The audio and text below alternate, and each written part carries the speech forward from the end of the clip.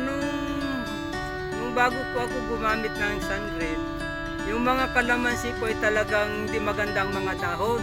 Saka yung pamumunga niya hindi maganda. Pero nung ginamitan ko ng Sungreen, gumanda siya talaga. Maganda ang epekto ng Sungreen. Ako nga po pala si Pinisoli na isang lingkod ng simbahan. Isa rin po akong tagapamahala ng mga pananim dito sa aming simbahan. Ako po ay isa ring nagtatanim ng palay. Saka mga gulay din po ng mga talong, mga sitay, mga gulay-gulay pa sa mga paligid ng bahay, gano'n. Yung mga kalamansi po dati noon, ang mga daon niya parang nanunuyo. Saka parang namamatay yung mga ibang, parang namamatay yung mga dahon. Saka may parang mga insekto sa ilalim ng dahon. Ito nga po yung araw na nakilala ko si Bang Celso na nag-alok sa akin ng Sungreen. Ngayon sinubukan ko, talagang maganda nga naging epekto. Ako nga po pala si Celso Eugenio, tubong sa City of Muñoz. Na kasalukuyan din po ay mga member ng kooperatiba, mga irrigator association, mga federation.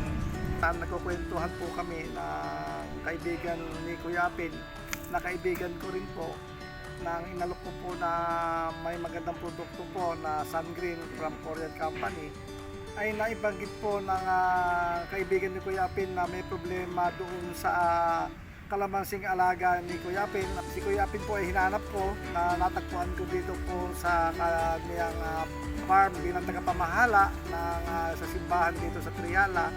Ay naiabot ko po kay Kuya Apin yung Sungreen para magamit sa kanyang mga tanim na kalamansi dito. Dahil napag-istoryahan nga po namin yung tanim kong kalamansi na may ganitong sakit na hindi ko alam kung anong i-spray. Ngayon naialok naman sa akin ni Castle, so na-sprayan ko daw ng Sungreen. After 10 days po na mabigyan ko po ng techno demo si Ka-Apin po dito sa Triala. Tuwa po siyang sumagot na Celso, ang galing ng binigay mong techno demo na Sungreen. Gumanda yung tanim kong kalamansi at saka yung aking mga tanim na mga gulay dito sa farm. Palating pa lang po ako ay tuwa na po si Ka-Apin na Celso, may dala ka bang Sungreen? Mula nung gumamit ako ng Sungreen, nagsisariwa yung mga pananim kong kalamansi, saka nagbigay ng magandang bunga talaga. Yung bunga po niya naging malalaki at saka makikinis, yung makatas ba siya, ganon, at saka talagang maganda yung bunga niya.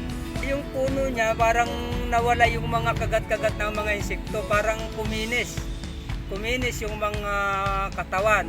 Yung daon naman po, naging maganda ngayon daw yung pagtatalbos niya, talagang malilinis na yung talbos niya. Hindi na siya marumi kagaya ng mga una na maraming mga kung sa ilalim, nakakapit na mga ginagawa na ng insekto. Pero yung mga ngayon, naging makinis na yung mga dahon. Puno po parang maganda po yung pag-recover niya, parang ano yung paglaki niya, lumalaki pa siya lalo. Naging na-spray na ng sun, gumanda siya, tumaas na parang sanga. Ito pong Sungreen talagang maganda sa mga pananim, lalo sa mga kalamansi. At siguro pwede rin ito sa mga palay. Kasi sa kalamansi lang talagang magandang epekto. Maganda yung puno, magandang mamunga. Kaya pwede rin i-apply siguro sa mga palay o sa mga iba pang mga halaman, gano'n. Yung Sungreen Polar Fertilizer na isang Korean company para ito ay magamit ng mga nagtatanim ng mais, milon, palay, kalamansi, fruit bearing trees, siyempre yung pong mga gulay at yung po tinatawag na root crops. Talagang masisiyang kang namamasyal ay makikita mo ang mga pananim mo, maganda yung tayo. Gusto ko yung nakikita ko siya na malulusog, magaganda yung bunga, saka yung masaya ka kasi pag nakikita mo yung mga pananim mo malulusog, saka maraming bunga, nakakatuwa. Siyempre pag maraming bunga, marami kang pagkakitaan. Isa yan sa mga magsasaka, kailangan yung ganyang maganda yung tanim. Kasi talagang malaki ang kikitain dito. Tatag ang pananim kapag naka-Sungreen, kaya mag-Sungreen ka na rin.